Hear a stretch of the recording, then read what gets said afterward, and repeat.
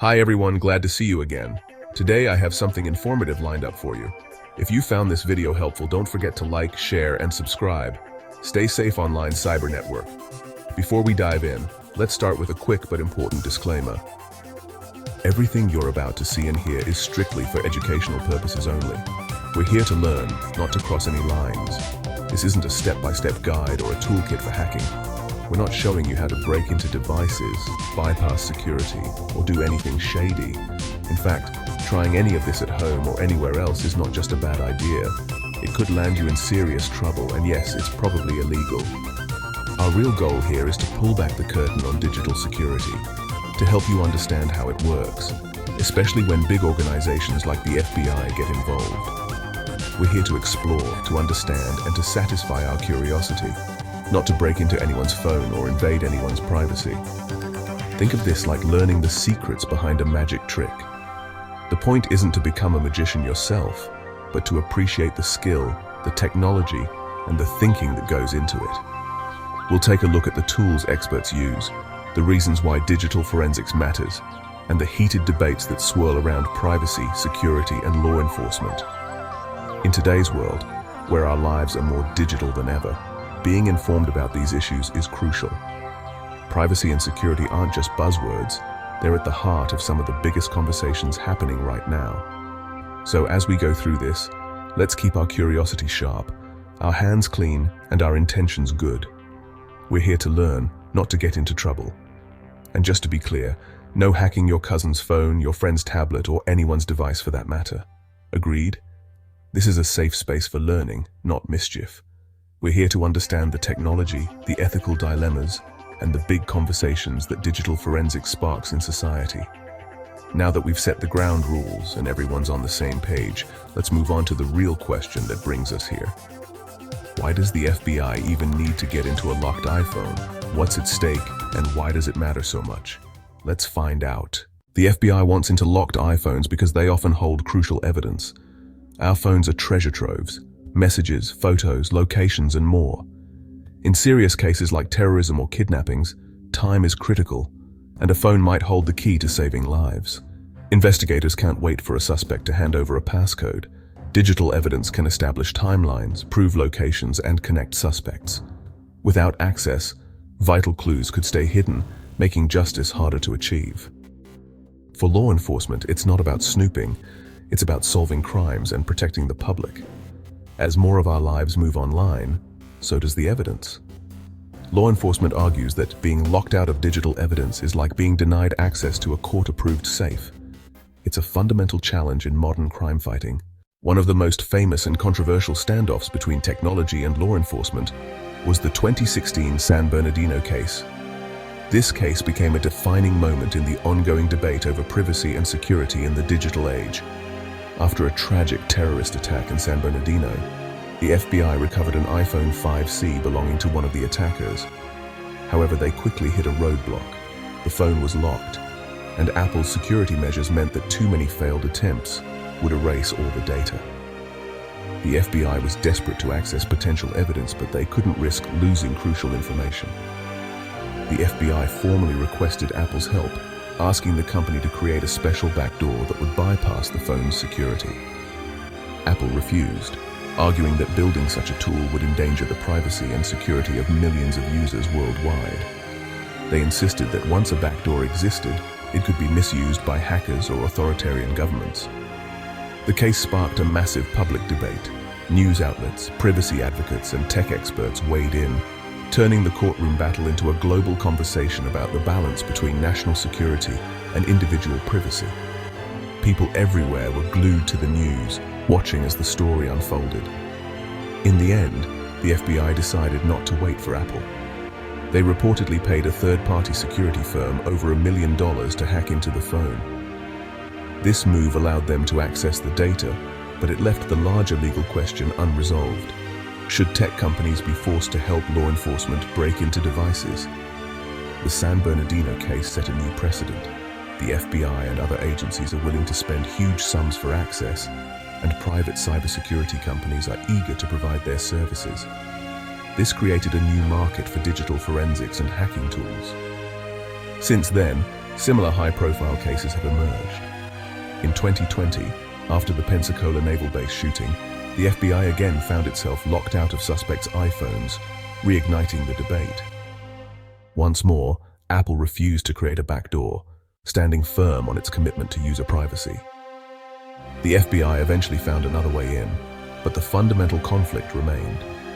These ongoing cases highlight the persistent tension and the technological arms race between law enforcement agencies and tech companies.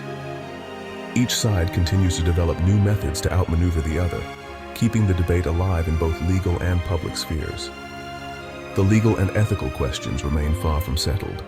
As technology evolves, the tug-of-war between privacy and security only grows more complex, ensuring this debate will continue for years to come. So, how does the FBI get in without Apple's help? They turn to digital forensics companies.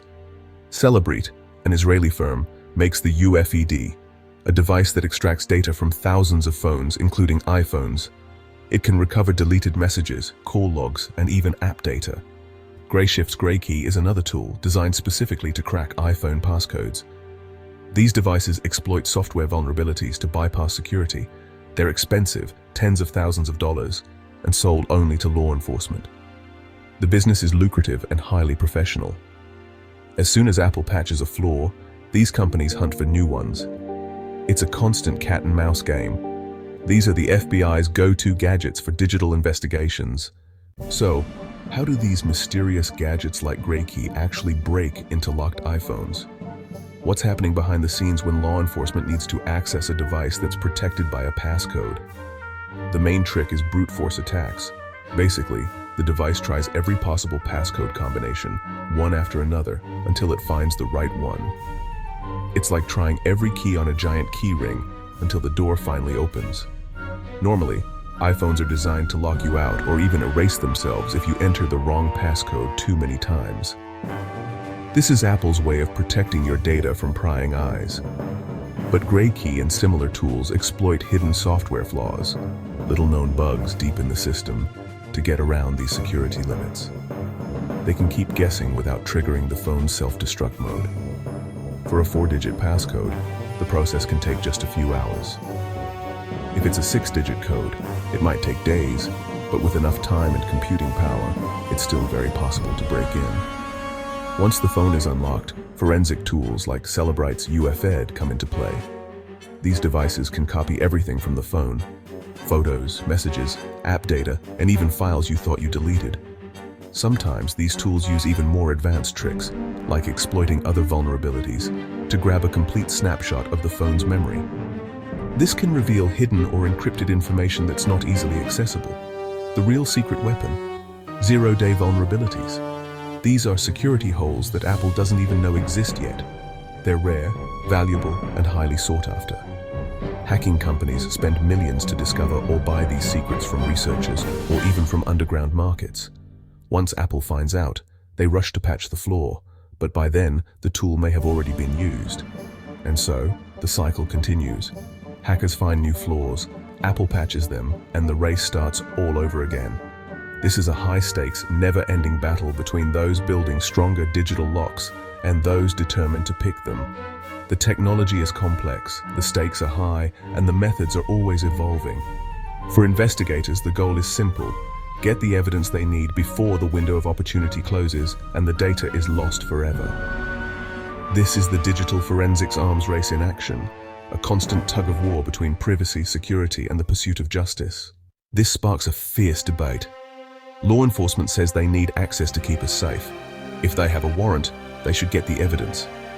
They argue encryption lets criminals hide, and targeted hacking tools are used only with legal approval. On the other side, privacy advocates and tech companies warn that any backdoor is a risk for everyone. Once a weakness exists, it can be exploited by hackers or hostile governments. Strong encryption protects everyone's data, not just criminals. Weakening security for law enforcement could open the door to abuse and mass surveillance. The debate is about balancing public safety with individual rights. There's no easy answer. Both sides have compelling arguments. It's a classic clash: liberty versus security. The US and Australia handled this issue very differently. In the US, the FBI needs a warrant, but there's no law forcing companies like Apple to help break encryption. This leads to a legal grey area and reliance on private hacking firms. Australia's TOLA Act, passed in 2018, gives police the power to compel tech companies to assist, even to build tools to bypass security. Critics say it undermines global privacy standards, but it gives law enforcement clear authority. Two countries, two very different approaches to digital evidence. What's next? Security on our phones will only get stronger as tech companies patch old flaws and improve encryption. Forensic companies will have to work harder and spend more to find new vulnerabilities. This could make hacking tools even pricier, limiting access to only the biggest agencies. Legal battles will intensify, with more countries considering laws like Australia's. We might see different versions of devices for different countries, complicating things for everyone. For regular users, the best defense is a strong, unique passcode and keeping software updated. Staying informed is key. The arms race between hackers and security will only speed up. The debate over privacy and safety isn't going away. Protecting your digital life matters more than ever. So that's the world of iPhone hacking, FBI style. It's less Hollywood, more high-stakes chess match between tech giants and law enforcement. We've seen why the stakes are so high, and how the tools and debates shape our digital lives. The balance between privacy and security is a moving target, with no simple solution. Different countries are trying different approaches, but the arms race continues. For us, awareness and good digital habits are the best defense. Use strong passcodes, update your software, and stay informed. In this invisible tug-of-war, your choices matter. Stay safe. Thanks for watching and learning with me. Drop a comment below if you have any questions or suggestions for future videos. I value your feedback. Cyber Network. Cyber.